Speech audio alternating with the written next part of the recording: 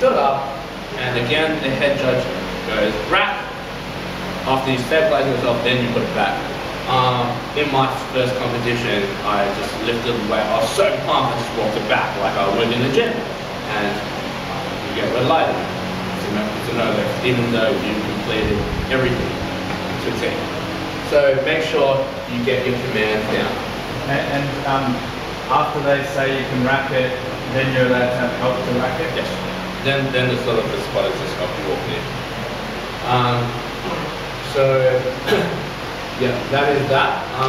So with the squat, a couple of things. So in terms of general judging, if we can get 3 reps, then we're gonna give a red piece of paper and a white piece of paper. Okay? So white piece of paper means good lift from that ref's point of view, and red means bad lift. So if you get 3 whites, that's a unanimous decision that it's a great lift. And if you get, however, 2 whites and a red, that is still a legit lift. So one judge may have thought, oh yeah, he didn't hit depth on my side, from my point of view, but the other one might have agreed. So, and if the head judge thinks it's okay as well, then it's good lift. However, if you get 3 reds, then obviously, or 2 reds, is no lift. So, any questions regarding the squat? Why doesn't, if the front judge is looking more at the process of squatting and, and that, why doesn't his red hold more weight than the other 2? I think it's just full equality. So like, if the other 2 say, yeah, it was fine, it was deep, and he says, he went before I said squat. No, but that's not a... So that's not what he read last It's not a... Because that's just the rules of the lift, as in you must weight. Right, so it's not a whether you performed the activity to sort of a good standard. It's just rules. Right. So for example, you can get red lighted if I just walked up in a competition. If I just walked up and I screamed out "fuck everybody in this hall," yes, you will be disqualified. You will actually receive red lights.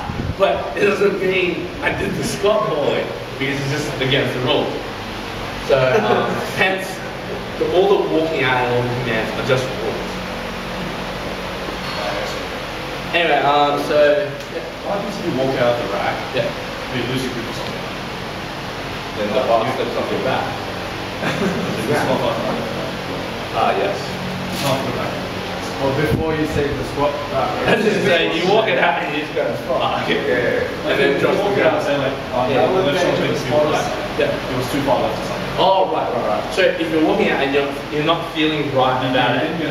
Okay. Prior to the squat command, you are allowed to make any form of adjustment. So for example, if I walk it out and I'm like, oh, this feels weird, they haven't called squat yet because I haven't stabilized myself, ready to lift, I can actually do whatever the fuck I want, as long as it's within that 2 minutes. Put it back on and start again. Yeah, you can do that. So if you're not happy, so for example, if I'm getting the bench and I'm getting a handoff, and the spotter does a shit job of it, and unless I've gotten command to bench, I can say, oh, put it back, that was a shit job.